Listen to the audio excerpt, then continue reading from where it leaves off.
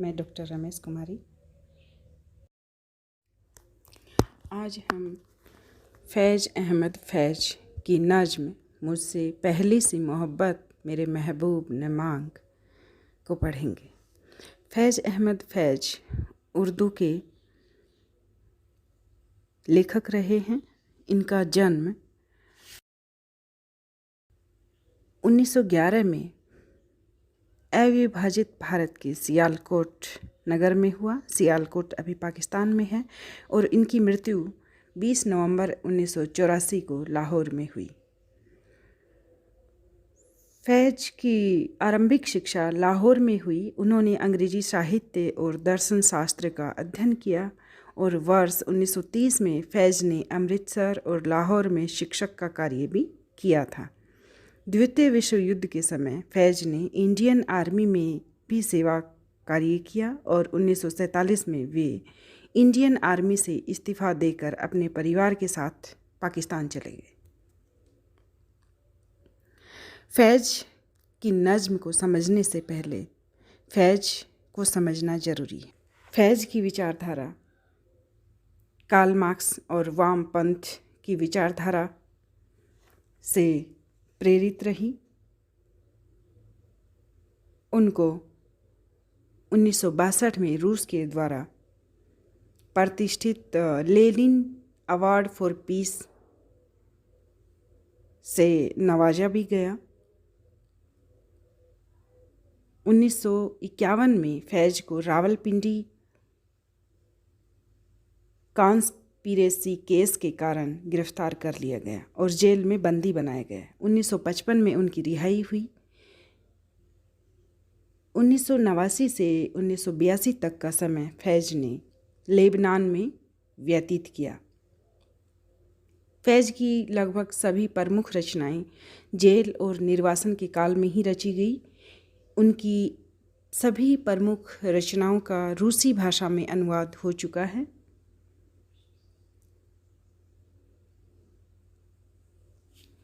फैज़ प्रगतिशील विचारधारा से जुड़े हुए थे।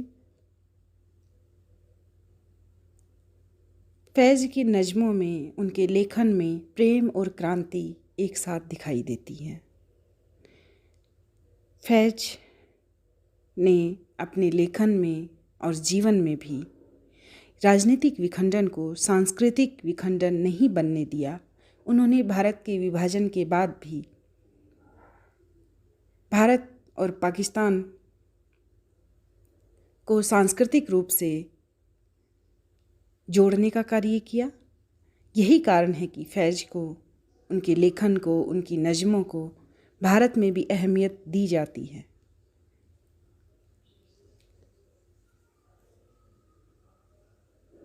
फैज़ को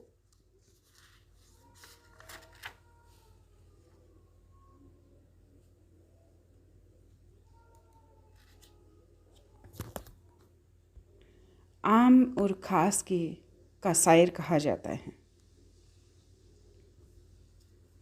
अब हम फैज़ की नज़्म मुझसे पहली सी मोहब्बत मेरे महबूब ने मांग पढ़ेंगे। नज़्म की शुरुआत होती है, मुझसे पहली सी मोहब्बत मेरे महबूब ने मांग, मैंने समझा कि तू है तो दरख्शा है हयात। मतलब इसमें नायक प्रेम से विमुख हो रहा है, लेकिन प्रेम करने की अनिच्छा उसमें उत्पन्न नहीं हुई है, बल्कि वह प्रेम को अपनाते हुए भी, प्रेम के प्रति आकर्षित होते हुए भी, प्रेम से ज़्यादा ज़रूरी कुछ दूसरे मुद्दों पर अपनी दृष्टि डालता है, उनके बारे में बताता है कि प्रेम से विमुख होने के क्या क्या कारण हैं, वो कौन से कारण हैं। वो अपने महबूब, अपने साथी को कहता है कि पहले जैसी मोहब्बत अब मेरे से मत मांग, जैसे मैं पहले तुमसे मोहब्बत कर रहा था, उतनी ज़्यादा मोहब्बत अब नहीं कर सकता। पहले अपनी मोहब्बत के बारे में नायक कहता है कि मैंने समझा कि तू है तो दरखशा है हयात, कि पहले मैंने समझा था कि मेरे जीवन में अगर मेरा महबूब है, मेरा साथी है, जीवन साथी है, तो मेरी ज़िंदगी रोशन है, खुशहाल है। तेरा गम है तो गमे दहर का झगड़ा क्या है। वो कहता है कि अगर तेरा गम है तो जमाने का फिर दुख उसके सामने छोटा पड़ जाता है। तेरी सूरत से है आलम में बहारों को सबात, कि वो उसका ऐसा नहीं कि उसका जीवन साथी, उसका महबूब बदसूरत हो गया है या बदसूरत है, वो उसकी खूबसूरती के बारे में भी बात कर रहा है कि उसके महबूब की सूरत से ही, उसकी सुंदरता से ही बहारों में ठहराव आ जाता है। तेरी आँखों के सिवा दुनिया में रखा क्या है।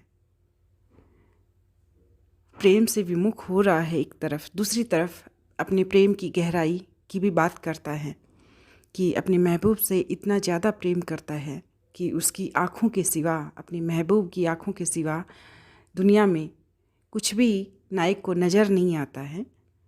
दुनिया फीकी सी लगती है। तू जो मिल जाए तो तकदीर निंगू हो जाए। अपने महबूब के बारे में नायक कहता है कि अगर मेरे जीवन में तुम आ जाओ तो मेरी तकदीर, मेरी किस्मत ही बदल जाए। अब आगे कहता है कि यूं न था मैंने फ़कत चाहा था यूं हो जाए, कि ऐसा नहीं था कि मैंने तो सिर्फ चाहा था, कि सिर्फ यही चाहा था कि ऐसा हो जाए कि उसका महबूब उसके जीवन में आ जाए, लेकिन उसका महबूब जीवन में आए इससे पहले ही नायक की नज़र दुनिया के दुखों पर जाती है। वो दुनिया के दुखों के बारे में, दर्दों के बारे में, पीड़ा के बारे में बात करता है कि और भी दुख हैं ज़माने में मोहब्बत के सिवा। नज्म की शुरुआत में ही नायक ने अपने प्रेम की गहराई की बात की है, अपने महबूब की सुंदरता की बात की है, उसके प्रति अपनी चाहत के बारे में बताया है। लेकिन अब वो दुनिया की बात कर रहा है, इस संसार की बात कर रहा है कि मोहब्बत के सिवा भी, मोहब्बत के अलावा भी इस दुनिया में, इस ज़माने में बहुत सारे दुख हैं। अब वो कौन कौन से दुख हैं, आगे की नज्म में नायक इसके बारे में बताता है। राहतें और भी हैं वस्ल की राहत के सिवा। राहतें यानी सुकून और भी हैं कि दूसरे चीज़ों से भी सुकून मिल सकता है। जो सुकून वस्ल यानी मुलाकात या मिलन से जो सुकून मिलता है, जो राहत मिलती है, उसी तरह की राहत कुछ दूसरे कार्यों से भी मिल सकती है। अनगिनत सदियों के तारीख बहीमाना तिलस्म। अब वो ज़माने के दुख दर्दों की बात कर रहा है कि अनगिनत सदियों के दुख, अंधेरा, क्रूरता, पीड़ा ज़माने में व्याप्त हैं। रस्मों अतलसो कम ख्वाब में बुनवाए हुए एक तरफ रेशमी, साटन और जरी जैसे ख्वाब बुने हुए हैं, जा बजा बिकते कूचा व बाजार में जिस्म, और दूसरी तरफ जगह जगह गली और बाजार में जिस्म बिक रहे हैं। कि एक तरफ लोग रेशमी, साटन और जरी जैसे कपड़ों के, कीमती वस्त्रों के ख्वाब बुनते हैं, और दूसरी तरफ जगह जगह लोगों के जिस्म बिकते हैं। खाक में लिथड़े हुए, खून में नहाए हुए। खाक यानी धूल मिट्टी में लिथड़े हुए और खून में नहाए हुए। वो खून पसीना मेहनत का खून भी हो सकता है और वो खून हिंसा का खून भी हो सकता है। ये दोनों ही खून की दोनों ही दुख दर्दों की पीड़ा की बात कर रहा है कि मेहनत से भी लोगों के हाथों में खून निकल आता है, पैरों में खून निकलता है, और दूसरी तरफ हिंसा समाज में जब किसी संकीर्णता को लेकर के सांप्रदायिकता की वजह से हिंसा होती है तो खून बहता है। लौट जाती है उधर को भी नज़र, क्या कीजिए। अब नायक कहता है कि मेरे जीवन में मेरा महबूब था, उसके प्रति मेरी इतनी अगाध मोहब्बत थी और उसी को पाना मेरी चाहत थी, लेकिन जब मैंने ज़माने के दुख दर्दों को देखा तो मोहब्बत से विमुख होकर मेरा मन, मेरी नज़र इधर घूम जाती है, इस पर टिक जाती है, इन दुख दर्दों पर टिक जाती है। अब भी दिलकश है तेरा हुस्न, मगर क्या कीजिए। और जो अपने महबूब से, उसके प्रति मोहब्बत से नायक का मन विमुख हुआ है, लेकिन वो अपने महबूब को नाराज़ नहीं करना चाहता। उसको अभी भी कहता है कि अब भी दिलकश है तेरा हुस्न, कि ऐसा नहीं कि तुम्हारे जिस्म की सुंदरता ख़त्म हो गई है या आकर्षण ख़त्म हो गया है, वो अब भी दिलकश है, दिल को बहाने वाला है, दिल को खींचने वाला है। लेकिन क्या करे कि ज़माने के ये दुख दर्द देख करके अब मोहब्बत करने का मन नहीं होता है। और भी दुख हैं ज़माने में मोहब्बत के सिवा, क्योंकि ज़माने के जो दुख दर्द हैं मोहब्बत के सिवा, मोहब्बत से ऊपर दिखते हैं, ऊपर लगते हैं कि मोहब्बत बाद में करें, पहले हम इन दुख दर्दों को दूर करें, हम इनके बारे में सोचें। राहतें और भी हैं वस्ल की राहत के सिवा, कि इन दुख दर्दों को अगर हम दूर करते हैं, लोगों की समस्याओं को हम दूर करते हैं, तो उसके बाद जो हमको राहत मिलती है, जो सुकून मिलता है, वो मिलन के सुकून से ज़्यादा महत्वपूर्ण होता है, ज़्यादा आरामदेह होता है। मुझसे पहली सी मोहब्बत मेरे महबूब ने मांग, कि फिर वो अपने महबूब को कहता है कि पहले जैसी मोहब्बत मेरे से अब मत मांगो, अब मैं वैसी मोहब्बत नहीं कर सकता, क्योंकि पहले जब मैं मोहब्बत कर रहा था, तुमसे प्रेम करता था, उस समय तक मैंने ज़माने को नहीं जाना था, दुनियादारी को नहीं देखा था। लेकिन जब मेरी दृष्टि इस दुनिया के दुख दर्दों पर पड़ी तो उसके बाद मेरा मन मोहब्बत से विमुख होने लगा है, और अब मेरी नज़र इन दुख दर्दों पर टिक जाती।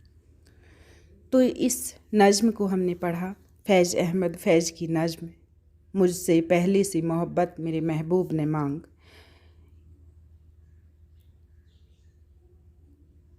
इसमें उन्होंने राजनीतिक, सामाजिक और सांस्कृतिक परिवेश पर करुणा भरी टिप्पणी की है। जेल जाने के बाद की मानसिकता का खुलासा उनकी इस नज़्म में मिलता है।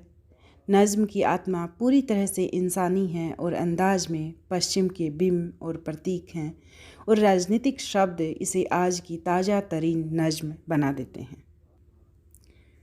फैज़ अहमद फैज़ की नज़्मों में, उनकी गज़लों में प्रेम और क्रांति एक साथ दिखाई देती है। जब वो बाह्यमुखी होते हैं तो वो समाज और क्रांति की बात करते हैं, और दूसरी तरफ जब वो अंतर्मुखी होते हैं तो प्रेम और श्रृंगार की बात करते हैं।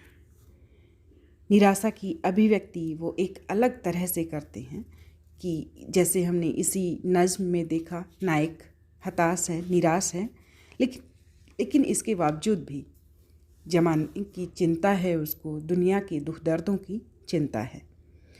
फैज़ की नज़्मों की, उनकी गज़लों की प्रासंगिकता हमेशा बनी रही है। देश में जब भी सांप्रदायिकता का माहौल बनता है तो फैज़ की नज़में और ज़्यादा प्रासंगिक हो जाती हैं। जब भी सत्ता तानाशाही रवैया अपनाती है तो फैज़ की नज़मों को ही याद किया जाता है।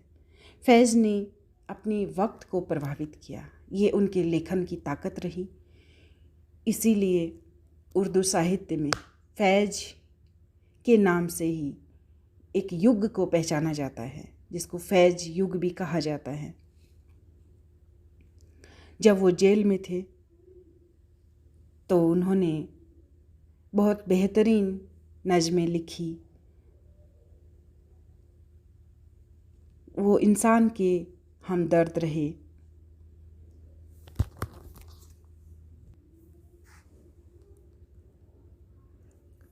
इस नज़्म के अलावा भी फैज़ की कुछ और प्रसिद्ध नज़में हैं जो हमेशा से प्रासंगिक बनी रही हैं, जो प्रसिद्ध रही हैं। जैसे हम देखेंगे, लाजिम है कि हम भी देखेंगे, वो दिन के जिसका वादा है, जो लोहे अजल में लिखा है, सब ताज उछाले जाएंगे, सब तख्त गिराए जाएंगे, जो मैं भी हूँ और तुम भी हो, और राज करेगी खल्के खुदा, जो मैं भी हूँ और तुम भी हो। इसमें वो जनता के शासन की बात कर रहे हैं और तानाशाही सत्ता का विरोध कर रहे हैं। इसी तरह से उनकी एक और नज़्म है, बोल की लब आज़ाद हैं तेरे, बोल के थोड़ा वक्त बहुत है।